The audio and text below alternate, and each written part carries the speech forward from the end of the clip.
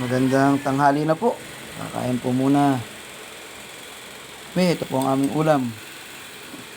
Yan po ay baboy na may patatas. Mitsado po yata yan. Tapos ito po ay sinigang na baboy. Ito po ay gulay na may bagoong pakbit. Pakbit po yan na binagoong. Ilagyan din po ng baboy. Yan po ang aming ulam ngayon. Sinigang na baboy. At ito po ay mitsado po ba? Parang ganun po. Hindi po gano'ng kabisado itong luto na ito eh. Baboy na nilagyan po ng patatas. Yan po.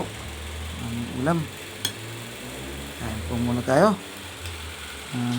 Magkasama na po ang tanghalian at almusal. Ang mga ulam. Nagsabay na po yung tanghalian at almusal. Sinigang na baboy at ito po ay may patatas na baboy din. Po ay binagoong ang pakbit na may baboy din. Puro po may baboy. Hindi po. Salamat po muli sa inyo lahat. Kain po muna tayo sa hindi pa kumakain.